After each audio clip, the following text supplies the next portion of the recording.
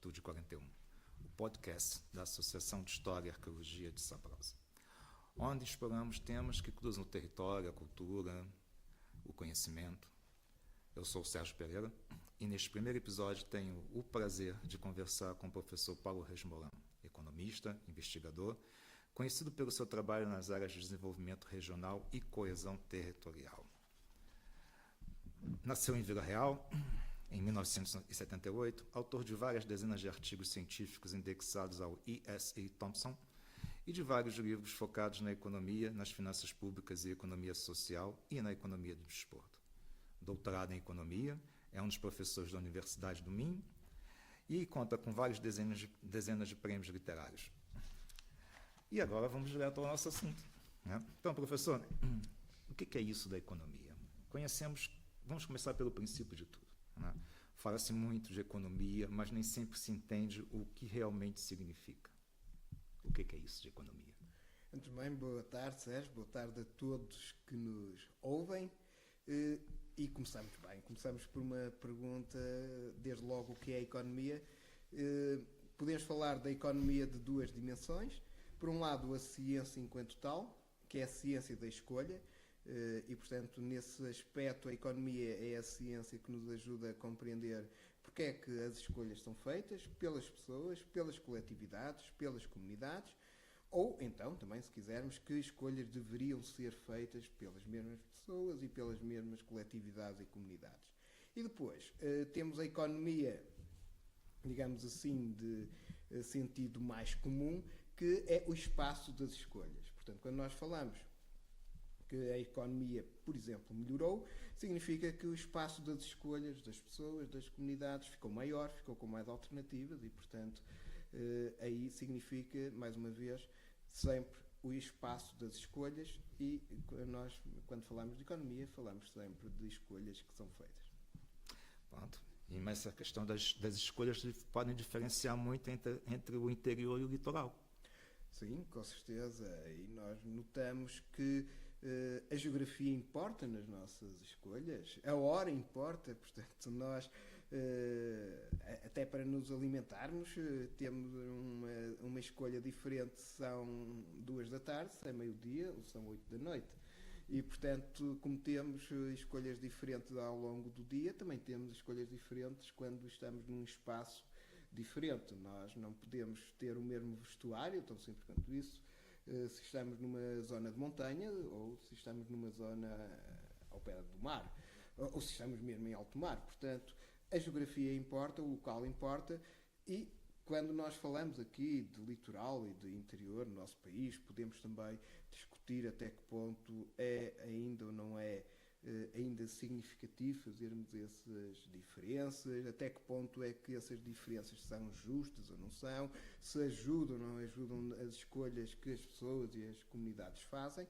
De qualquer forma, temos que reconhecer que as escolhas são diferentes se a pessoa está numa zona de interior, por exemplo, com dificuldades de acesso a postos de saúde ou inclusive a postos de consumo, ou se está numa zona litoral com um hospital por perto e com vários hipermercados também perto. Portanto, obviamente, o espaço também importa nessas escolhas. Sinto, mas nessas diferenças entre interior e litoral, se a gente for levar ali para o lado agora dos Trás-os-Montes, nessa zona que nós estamos aqui, quais seriam os principais desafios que nós temos aqui a superar?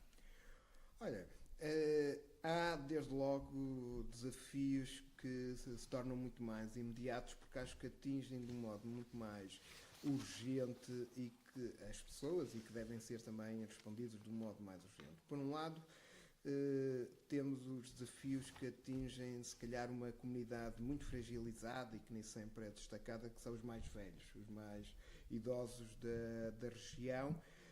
Isto porque não só, na sua maioria, são pensionistas e, portanto, como nós sabemos, as pensões nunca são tão altas como os salários e os salários médios e, portanto, se são pensionistas significa que recebem por mês menos dinheiro do que se fossem pessoas no ativo e com uns salários médios mais altos e, portanto, desde logo têm menor poder de compra, mas também muitas delas sempre visado, quer pelas figuras autárquicas, portanto, pelas figuras do Estado descentralizado, quer, obviamente, pelas figuras da Segurança Social e do apoio social descentralizado, mas também pelas figuras do próprio Estado Central. Portanto, são cidadãos, todos eles, com pleno.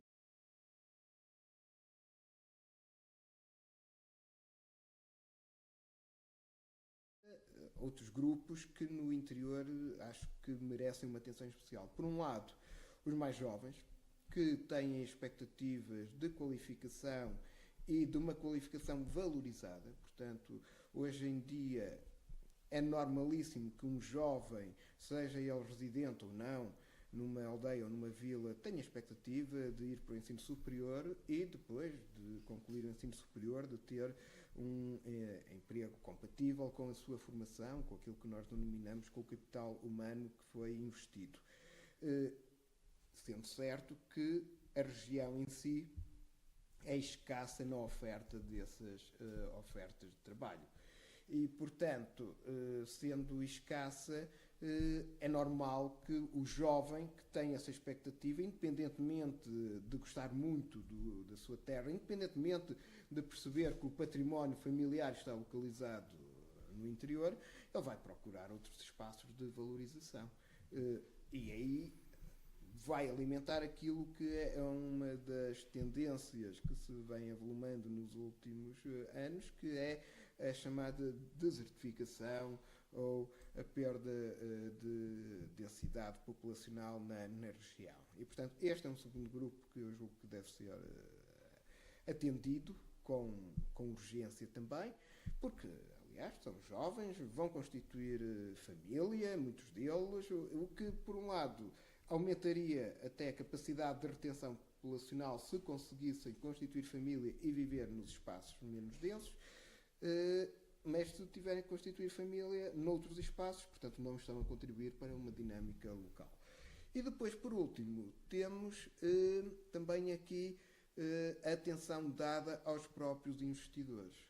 E os investidores eu gostaria de colocar aqui num grupo mais lato, não só o investidor tradicional, aquele que investe em empresas, aquele que investe em terrenos, aquele que investe, inclusive, no mercado imobiliário, ou fundiário, se quisermos, aqui da região, mas também os próprios investidores e empreendedores sociais. Se calhar nós estamos aqui numa associação que é um bom exemplo de empreendedorismo social. E, portanto, quando nós falamos de investimento, falamos de pessoas, de grupos que colocam o seu capital numa determinada alternativa e que esperam que essa alternativa dê retorno.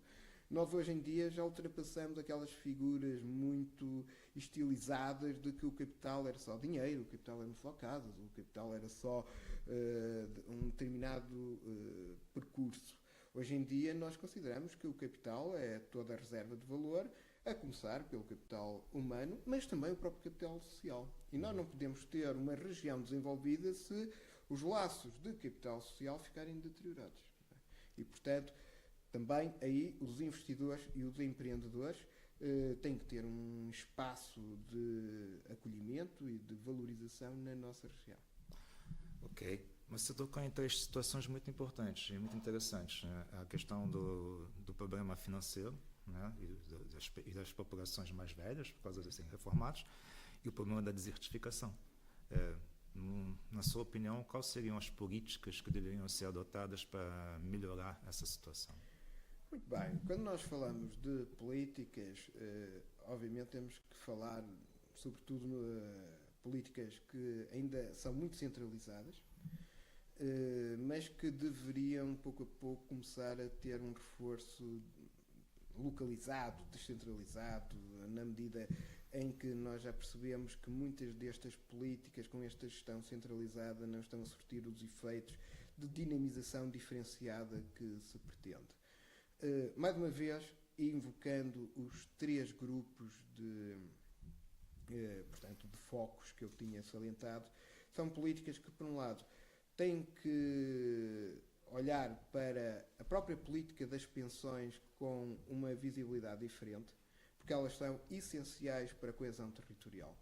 quando nós temos uma boa política das pensões, fala-se muito, por exemplo, estamos agora na iminência de uma greve geral, fala-se muito nas questões de salários médios, e fala-se muito pouco na questão das políticas das pensões. E as políticas das pensões são essenciais para a coesão territorial, tanto mais que há muitos pensionistas que acabam por ser, em muitos casos, quase os dinamizadores da economia familiar dos seus núcleos. E, portanto, quando nós atendemos a uma política das pensões que ultrapassa a perda de poder de compra, que muitas vezes acontece, que ultrapassa pensões mínimas ou sobrevivência que são anedóticas, que ultrapasse muitas vezes olharmos para as pensões como o parente pobre da política de rendimentos, nós aí vamos conseguir dar outra dignidade ao pensionista.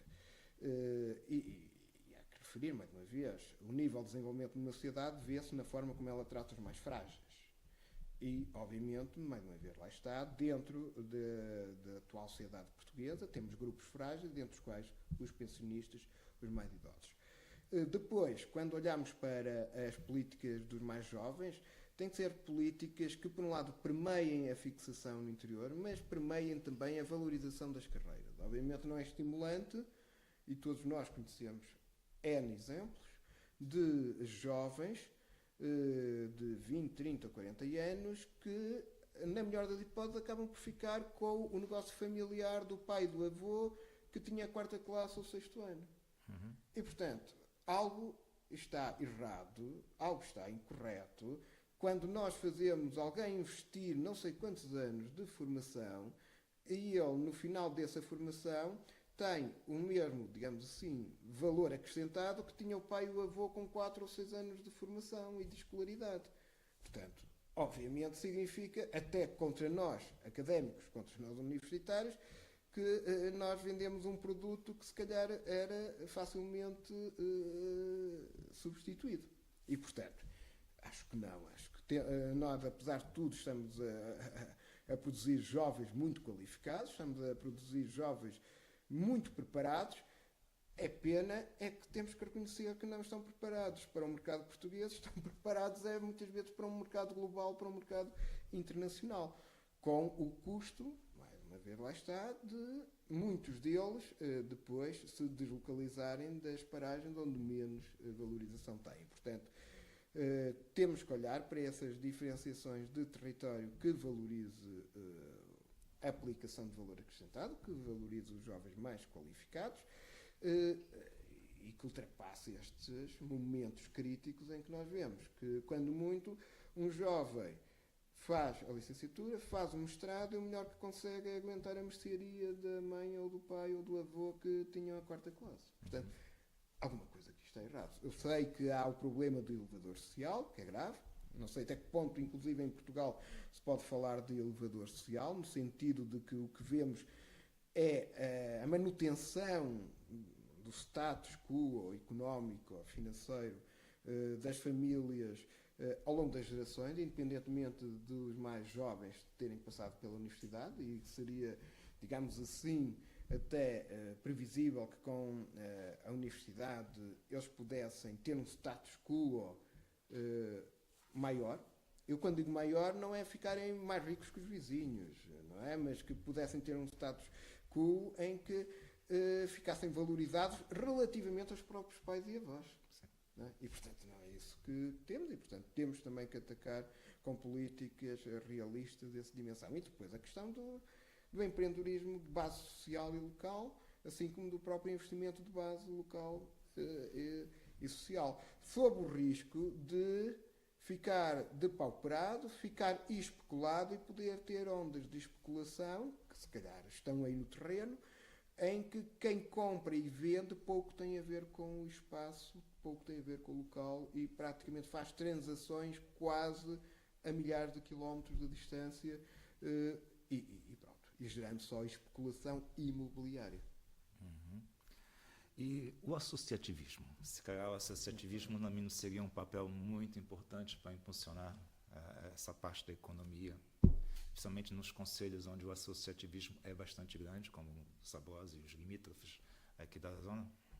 Muito bem, o associativismo e o mundo das associações é algo que também me diz muito, porque eu reflito, ainda agora venho de uma aula de mestrado de Economia Social e, portanto, é incontornável falarmos das comunidades, das associações e do papel que as associações têm como cimento social.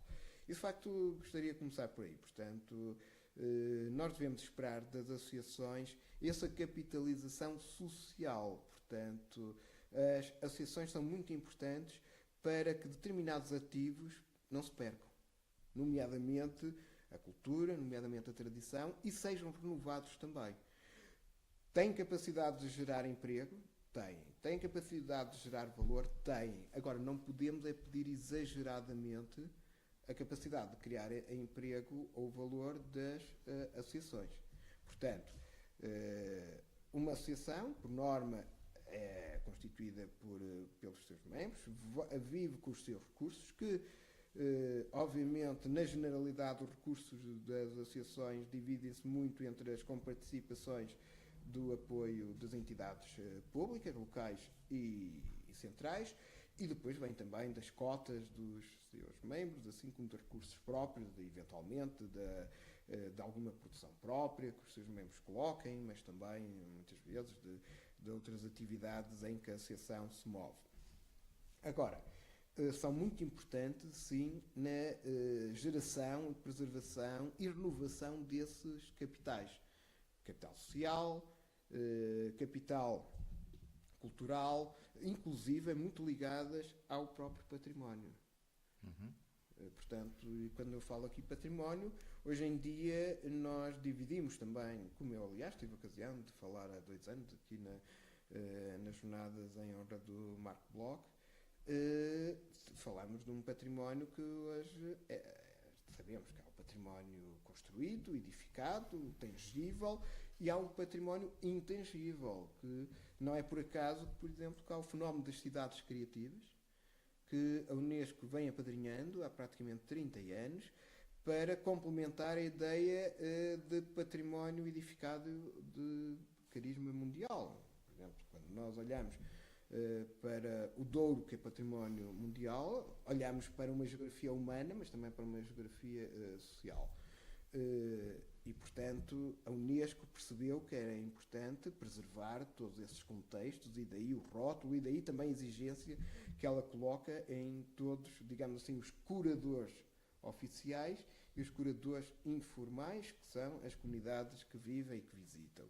Mas a Unesco também vem apadrinhando há 30 anos, por exemplo, o conceito de cidades criativas, que são, não tanto importa o conceito administrativo de cidade, que nós sabemos que muda de país para país, nós podemos chamar cidade em Portugal aquilo que outros chamarão vilas, ou podemos chamar aqui vilas onde outros chamam cidades. E, portanto, mais do que o conceito quase administrativo, importa aqui o conceito, quando falamos de cidade criativa, de uma localidade, mas com comunidades próprias que geram cultura e que preservam cultura, seja no cinema, seja na literatura, seja na gastronomia, seja no têxtil, seja no desenho, seja na música. E, portanto, temos cidades criativas espalhadas por todo o mundo. Portugal, creio que vai já com 9. Por exemplo, uma das mais perto é Amarante. Braga também é cidade criativa, Barcelos também é cidade criativa, Óbidos é, Idenha Nova também é, portanto, só para dizer algumas das mais imediatas. E foram assim catalogadas porque houve comunidades de promotores dos projetos que acharam interessante valorizar e premiar, lá está, determinada dimensão, seja porque eram comunidades ou localidades ligadas à literatura, a vários escritores, à obra de vários escritores, ou de vários músicos, ou de pintura, ou de artes de design atual. Portanto, isto só para mostrar que as associações são necessariamente, hoje em dia, os agentes por onde passa também as boas candidaturas, por exemplo, para o catálogo de cidade criativas e de outras nomenclaturas. Sim, bastante interessante. A gente não pode discordar que economia, patrimônio e sociedade são coisas que se movem sempre juntas, né? Com certeza. E em questão, nesta zona onde nós estamos, qual seria a relação que a gente pode encontrar entre esses três elementos e o que nós podemos fazer para que esses três elementos caminhem sempre juntos para uma coisa melhor, para melhorar cada mais? Eu sempre defendi que o patrimônio cultural é o motor principal de qualquer local. Só que há certas situações que nós sabemos, há certos locais em que não ligam muito ao patrimônio cultural. Mas no caso daqui, o que nós podemos fazer para dinamizar mais ainda isso? Fico muito sensível a essa questão, porque primeiro estamos na Associação a questão é propositada. História e Arqueologia de Sabrosa e, portanto, há muitos elos, muitas relações que me prendem, independentemente do passado que eu tenho com a Associação e com os membros da Associação, mas com outras associações congêneres e, portanto, digamos assim, estou muito comprometido numa resposta que não seja uma resposta que prove que associações como a Associação de História e Arqueologia Sabrosa devam ser apoiadas. E eu sei que muitas vezes não são apoiadas como deveriam ser. Há sempre espaço para se apoiar mais o associativismo, as associações, porque apoiando as associações, estamos a apoiar quem sabe fazer bem o trabalho da promoção cultural, da promoção, da preservação e valorização do património, dos patrimónios. Hoje em dia já podemos falar dos patrimónios. Portanto, o próprio contexto e conceito de património não são realidades, digamos assim, unívocas. Hoje em dia estão com uma dimensão, de facto, holística, como muitas vezes se refere. E, portanto, obviamente, podíamos dizer muito facilmente aumentar as dotações, o apoio que é dado, mas mais do que só aumentar por aumentar, é, por exemplo, premiar as associações que estão no terreno, que mostram trabalho, que mostram vontade de criar postos de trabalho, seja temporário, seja permanente, e que estão a dinamizar ações de divulgação, de discussão pública, que estão a acompanhar e a fazer todo um trabalho que, se quisermos, está a ser poupado ao próprio Estado. Está a ser poupado ao próprio Estado o trabalho, muitas vezes, de identificação de achados arqueológicos, inclusive mais uma vez, lá está, que podemos cruzar até com outras dimensões, como a paleontologia, como a própria geologia, que estão a ser resgatados, se quisermos, as areias do tempo, usando aqui uma linguagem mais poética e mais simbólica. Agora, muitas vezes o Estado, por si só, nas suas figuras instituídas, não tem alcance, não tem vontade, ou não tem capacidade, ou não tem membros para o fazer. E ao apoiar quem já está a fazer, estamos a fazer um bom trabalho, porque estamos a apoiar, no fundo, quem está a fazer isso até mais barato, se quisermos. E não só quem está a fazer mais barato, que quem está a fazer a ponto com as populações. Aliás, é outra dimensão. A própria população, ao longo dos séculos, quando não percebe que aquele achado é um achado que tem valor, se calhar começa a destruir as muralhas para fazer as próprias casas. Mas quando percebe que ali está uma muralha que foi de antepassados da população ou de outros povos que por ali passaram, a população corrente, digamos assim, atual, se calhar vai preservar a muralha. E a muralha vai ser um cenário de narrativas, vai ser um cenário de valor. Caso contrário, a população pergunta porque é que não havemos de aproveitar as pedras que estão na muralha para as nossas casas ou para outras matéria-prima à mão. Com certeza, quer dizer. Mas quando se percebe que existe ali todo um património, a própria população ela é curadora. Mais uma vez, lá está. E estamos a falar aqui de um património, se quisermos, edificado, mas podemos falar, por exemplo, de patrimónios vivos, as árvores de interesse público. E o conceito de árvore de interesse público também, mais uma vez, é um conceito legislado, é um conceito administrativo, sejam árvores de grande porte, árvores comunitárias, árvores que tenham historial, Aliás, há muitos casos que eu sei de árvores que facilmente seriam catalogadas como de árvore de interesse público e não são, porque é a própria comunidade que diz: se nós metermos a árvore em questão num processo de classificação de árvore de interesse público, vamos ter muito mais burocracia para tratar da própria árvore. E aquela árvore é um elemento vivo. E se ela chegou, por exemplo, no Castanheiros, aqui em Aguiar, se chegou aos dias de hoje, passado 500, 600 anos, que existe, mas não estão classificados, significa que as comunidades envolventes souberam tratar. E souberam tratar. Não era só porque o castanheiro dava castanhas, não é? Também era porque dava castanhas e pronto, mas também dava espírito comunitário, também dava espírito de legado. E, portanto, isso souberam tratar, e como souberam tratar desse castanheiro, o castanheiro chegou até nós. Agora, eles próprios dizem, se nós vamos fazer um processo de classificação e a árvore passa a ser classificada e entra nos roteiros oficiais, se a gente quiser fazer uma poda, vai ter uma burocracia enorme e se calhar a árvore seca primeiro do que a poda vem autorizada.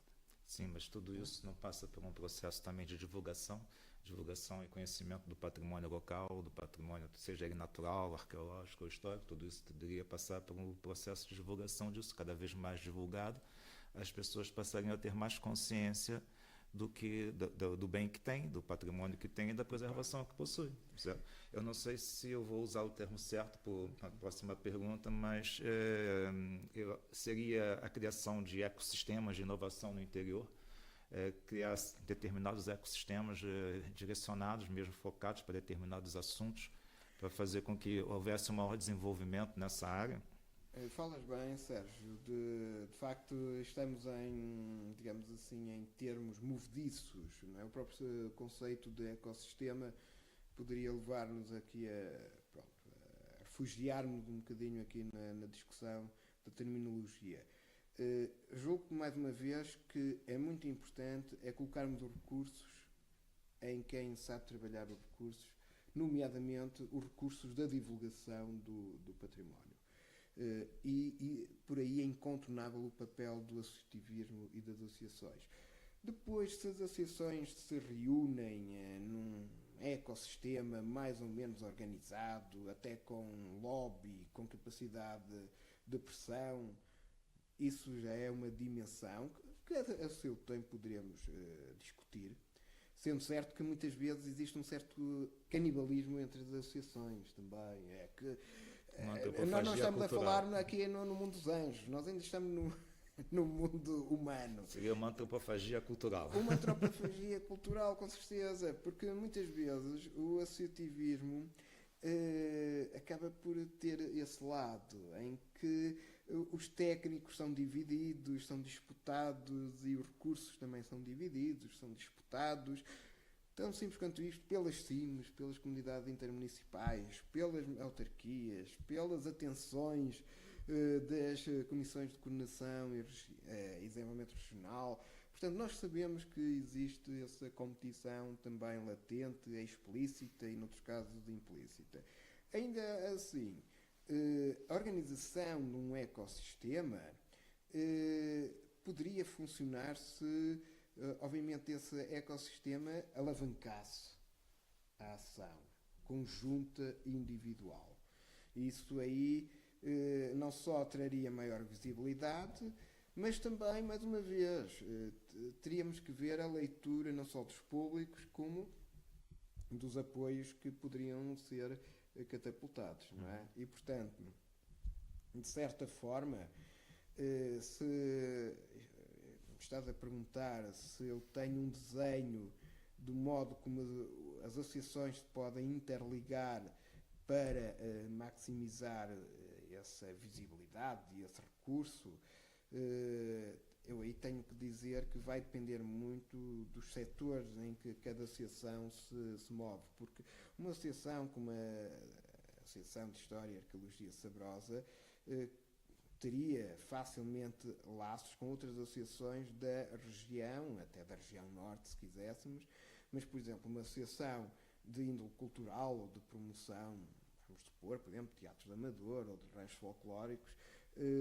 teria se calhar elos mais fortes com géneros e, portanto, englobarmos aqui o esforço desse ecossistema, se não for devidamente escrutinado, considerando as diferenças que existem no setor, poderia inclusive trazer mais entropia do que benefícios.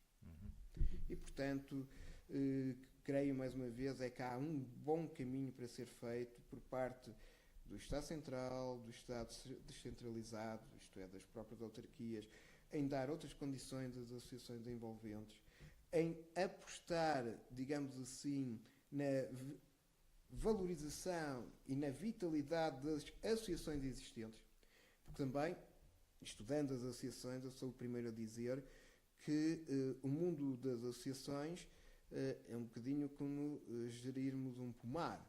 Temos que compreender que há árvores que vão crescer e há que valorizar essas árvores que vão crescer para otimizar a qualidade e quantidade dos frutos que nos vão proporcionar. Agora, também temos que reconhecer que há associações que, por vezes, surgem da boa vontade de 2 ou 3 pessoas, mas que, a dado momento, elas têm que ser equacionadas em termos de continuidade, sem qualquer dramatismo, porque essas outras pessoas podem ser integradas noutras associações. E, portanto, aí acho que a capacidade de alguma regulação, até mesmo por parte das autarquias, valorizando as associações que merecem realmente ser valorizadas e gerindo os fundos com as comparticipações do privado das outras associações que, por vezes, até ficam muito presas, digamos assim, aos apoios públicos, julgo que haveria esse papel também a ser feito. Portanto, de haver uma certa valorização das associações que estão no terreno, que estão com o trabalho feito, que estão a catapultar, até que estão a criar emprego e momentos, e, obviamente, dar estímulos a que as outras também façam pela vida. Ok. Agora vamos mudar um bocadinho. Vamos continuar na economia, mas vamos botar para um lado mais pessoal. Né? Existe algum projeto que lhe marcou, algum projeto de investigação que tenha surpreendido, que tenha participado, que tenha mesmo sido uma coisa surpreendente? É uma bela questão, que é pronto, porque eu, em termos de projetos, eu envolvo sempre tanto com todos eles que é um pouco difícil dizer, por exemplo, como o Sérgio referiu, e pronto, também é um percurso que tenho, do qual me orgulho muito, sinto que é muito valorizado pela diversidade dos colegas e que me proporcionou dezenas de artigos e eu, pronto, gostei e gosto de cada um deles, dos artigos e, portanto, e todos eles me proporcionam, aliás, eu gosto imenso de ter artigos e publicações com pessoas que não são da área académica. Sim, é diversificante. Nas minhas provas de agregação notaram isso, quer dizer, há muitas pessoas que têm percursos com 1 ou 2 coautores no final. Eu costumo dizer, eu casado estou com a minha esposa, agora para ser coautor eu tenho dezenas de coautores e isso dá-me gosto, o que prova, por um lado, podemos considerar, e eu considero que esse é um dos lemas, que a ciência é uma boa desculpa para a amizade e, portanto, todos eles à partida e continuam a ser meus colegas e meus amigos e, portanto, gosto imenso de também mostrar que as pessoas que estão na sociedade, na dita sociedade civil, quando estão num acompanhamento, numa discussão organizada, são capazes de também colaborar com a ciência e com a produção científica. E, portanto, daí gosto imenso de assinar artigos com colegas que alguns eram colegas, inclusive, do secundário, outros cruzaram-se na universidade, outros são colegas mais tarde, de outros momentos, de outras áreas, e, portanto, sinto que eu aprendo estando em áreas de fronteira, assim como sinto que eles também ficaram muito satisfeitos com a discussão proporcionada, e, portanto, quando o artigo sai, mostra que, digamos assim, o caminho foi bem feito.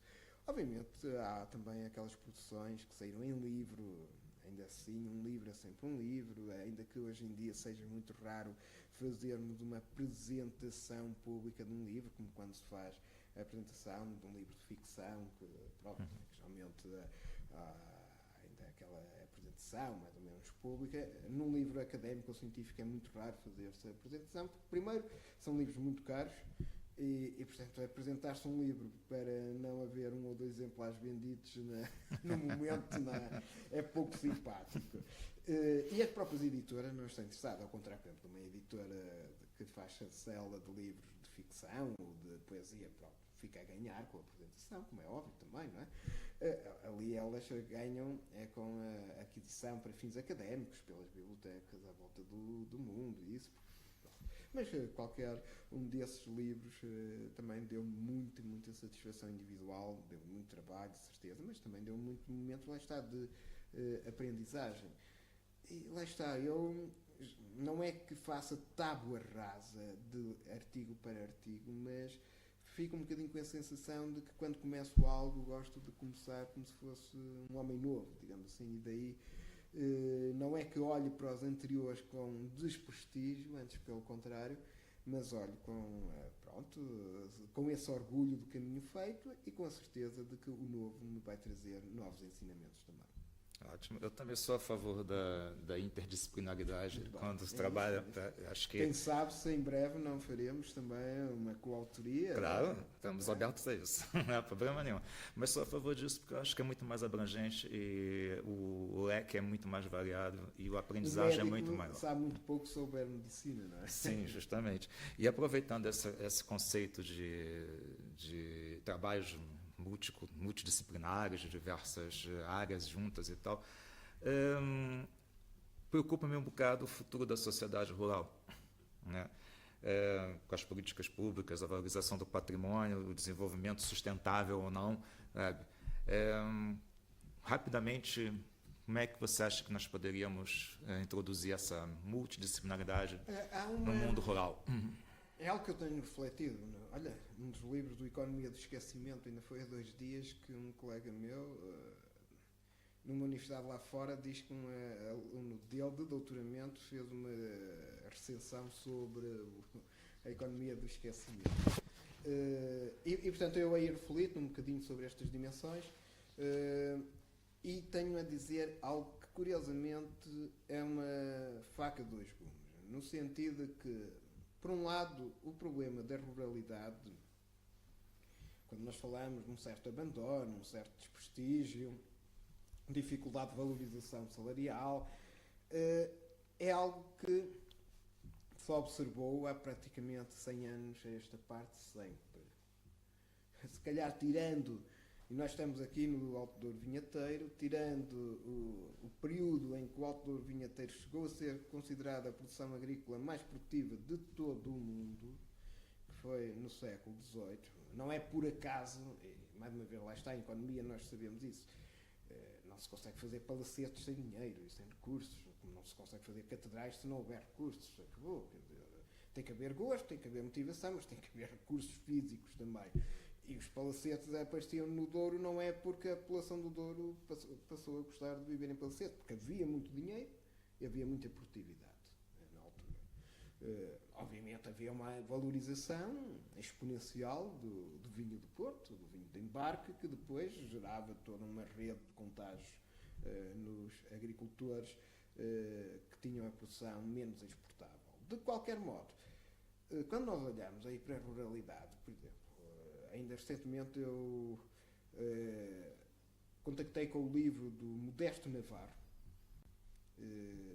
curiosamente, uma pessoa que ficou ligada a determinados partidos políticos e que depois até foi, se eu não estou em erro, presidente da Assembleia Municipal de Lisboa, portanto um transmontano que foi presidente da Assembleia Municipal de Lisboa, e ele editou um livro muito interessante que eu aconselho vivamente, que é A Imigração e Crise no Nordeste Transmontano, que é um livro que reúne entrevistas que ele fez a muitas pessoas que viviam da agricultura e que tinham sido imigrantes antes de 74. O interesse do livro também está aí. É um livro, obviamente, que foi visado, então, pela censura, e que mostra que muitos deles iam a salto, pagavam quase 3 a 4 anos de salário de emigrante no salto.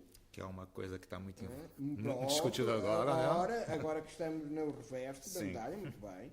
E ele já aí fala, é curioso, eu mostrei isso, eu li esse livro ali em finais de agosto, setembro, e então era delicioso, no aspecto académico, com certeza. E eu mostrava isso lá em casa e dizia: leiam este parágrafo e digam-me se não se aplica exatamente agora em 2025. Os jovens a dizer que não tinham expectativa de vida, os salários a dizer que na agricultura eram muito mais reduzidos face ao anterior, aos outros setores, a necessidade de uma imigração para, no fundo, a preservação ou a melhoria do status de vida, a mudança social do próprio perfil do proprietário. E, portanto, é um livro, acho que mesmo com estes 50 anos de diferença, mostra, não sei se bem, se mal, no sentido se positivamente ou negativamente, mas mostra que os problemas da ruralidade de 50 anos têm, digamos assim, a mesma fisiologia, se podemos assim referir, dos da atualidade. E, portanto, se quisermos, numa expectativa um tanto ou quanto inocente, poderíamos dizer que daqui a 50 anos estamos a debater coisas parecidas. Agora, é certo que há mudanças e nós vemos que existe, por exemplo, não tanto a ligação do proprietário já fundiário que vive unicamente da sua produção agrícola e aquilo que vemos muitas vezes é chamada agricultura desportiva, em que as pessoas têm um trabalho principal e os que podem vão aos fins de semana visitar as suas hortas e os seus pomares. Vemos também que existe ainda uma franja de pessoas ali em redor dos 30, 40, 50 anos que têm alguma disponibilidade local para cumprir com trabalhos agrícolas, mas muitas vezes são trabalhos agrícolas secundários, complementares ao tal emprego principal. Muitas vezes são pessoas que trabalham na construção civil, ou que trabalham até na função pública ou em serviços municipais e que depois, dada alguma experiência com máquinas agrícolas e com maquinarias agrícolas, chegam aos fins de semana e estão disponíveis para colaborar com a roçadeira ou com a lavra em algum terreno vizinho. O trabalhador agrícola tempo inteiro já não tem aquela dimensão de emprego local que tinha, obviamente. Houve alguma valorização da sua remuneração? Houve, quer dizer, todos nós percebemos quando pedimos a alguém para passar, mais uma vez, lá está, uma roçadeira em 1000 metros quadrados, ou até agora, por causa dos incêndios, para fazer um desmatamento, e nós verificamos o que pagamos. Não é? E, portanto, há essa valorização. Ainda assim, portanto, há depois também uma certa organização em que surgem empresas de foco ou de cariz agrícola um pouco por todo o lado. Também, lá está, são empresas que fornecem os seus serviços profissionais, profissionalizados, está certo, e que permitem, ao interessado e com recursos disponíveis, solicitar. Porque depois há o outro risco de há muitos proprietários ou herdeiros que estão no litoral, que têm pequenas courelas, pequenos bocados e que obviamente praticamente os deixam ao abandono. Não é?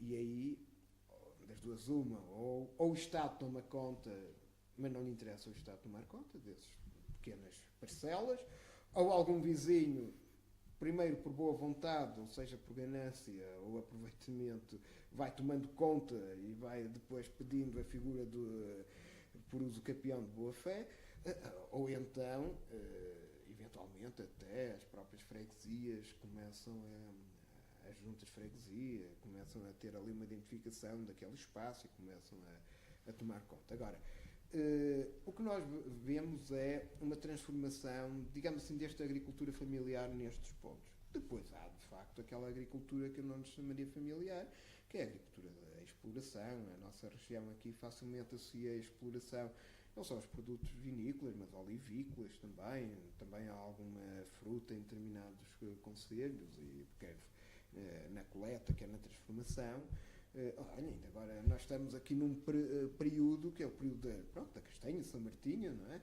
Dos magustos, e não podemos negar, por exemplo, que alguma da melhor castanha que é aproveitada para o marrom glacé, que é uma das sobremesas de referência cara na França, vem de Portugal. Apesar do grande exportador e grande produtor mundial ser a China, que nós sabemos, não é? Basta, aliás, verificar que boa parte da castanha transformada e pilada que encontramos nos nossos hipermercados vem da China, basta ver, pelo menos são honestos, dizem lá onde ela vem, mas o marrom glacé é muito apreciado com determinadas qualidades, por exemplo, da judia, não é? Transmontana, e portanto vemos aqui também, se quisermos, que temos aqui sinais de, por um lado, há estas transformações do ambiente mais familiar, agrícola, rural, mas por outra via temos também aqui a questão da agricultura, da exploração e de exportação, que não é negligente e que tem o seu valor acrescentado. Ok, bastante interessante isso. Agora, para terminar mesmo, nas nossas sugestões finais, nós combinamos em que vamos terminar sempre os episódios a pedir ao visitante, ao convidado, né? 3 sugestões. Uma delas é um livro, uma música e um museu que gostasse de partilhar com quem nos ouve. Rapidamente.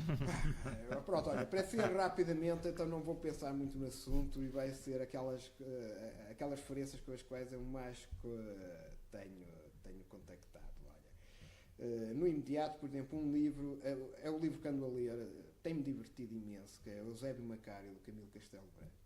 É uma paródia. Geralmente nós pensamos muito, infelizmente, no Camilo Castelo Branco, no Amor de Perdição, aquelas histórias que parecem um bocadinho extremadas, inclusive para a atualidade. E, no entanto, o Camilo Castelo Branco, na sua genialidade, tinha essa capacidade de criticar os costumes, aproveitando a linguagem popular, a linguagem local. O Eusébio Macário, no fundo, tem ali um enredo que vai desde Chaves até Braga e, portanto, fala praticamente toda a região norte, de pratos típicos da região norte, de festividades da região norte e é uma excelente paródia. Enquanto que, por exemplo, A Queda do Anjo, do mesmo Camilo Castelo Branco, é uma paródia política. O Zé Macário é uma paródia local, deliciosa. E, portanto, vale a pena. Depois, música, não é? Uma música, poderia aqui referir muitas, mas vamos puxar um bocadinho ao nacional, e depois do Adeus, de Paulo Carvalho. É uma música belíssima, por tudo. Não só marca o alvor da nossa liberdade, como marca também todo o contexto que ela traz, não só a letra, não é? Portanto, do José Nisa também, é algo tocante e que, portanto, acho que vale a pena. E depois a terceira referência... Que é um museu. Portanto, um museu. De facto, museus nós temos aqui vários, mas eu, vou contar. Os da região têm que ser visitados, devem ser visitados, são muito bons todos eles. O último museu que eu visitei, é isso que vou dizer, foi o Museu de Geologia em Bucareste. Portanto, o meu filho mais velho pediu-me que eu visitasse, percebi que estava lá perto das minhas andanças, porque eu há 3 semanas estive em Bucareste, fui lá visitar. É um museu que praticamente ainda vem desde o tempo em que a Roménia fazia parte da Europa de Leste, da esfera política da Europa de Leste, e portanto nós notamos que a organização, se calhar um bocadinho até aquelas prateleiras, poderiam estar modernizadas, mas notamos também que, se quisermos, é um museu que ainda hoje, porque eu tirei bastantes fotos e depois mostrava, porque ele está nessa área, e ele ficou sensibilizado, inclusive com pedaços de meteorito que estavam lá, inclusive estudos sobre o Mar Negro, né? E o Mar Negro, que hoje nós sabemos é um foco geopolítico das tensões que são reconhecidas, não é por acaso que a Roménia é vizinha da Ucrânia, Portanto, é um museu que eu visitei e com muito gosto, não sendo eu da área da geologia, mas o que prova que os museus também têm essa capacidade de nos fazer maiores por uma visita. Pois não. Depois disso tudo, a única coisa que eu posso fazer é agradecer a presença do professor Paulo Resmonal. Foi uma conversa extremamente interessante. Passamos por economia, sociologia, geopolítica, patrimônio, associativismo, falamos de tudo e mais um bocado. Foi uma extremamente Mérito enriquecente. Vosso e tolerância também. Muito obrigado pela sua presença e obrigado a si que nos ouve e espero que continuem conosco, né, porque ainda temos mais coisas para mostrar. Este foi o primeiro episódio do Latitude 41, a origem de tudo, né, os culpados da origem. A equipe toda agradece de coração a sua presença aqui e voltamos em breve para próximos episódios, ok? Em breve e felicidades, um grande orgulho, uma grande honra estar nesta inauguração. Obrigado.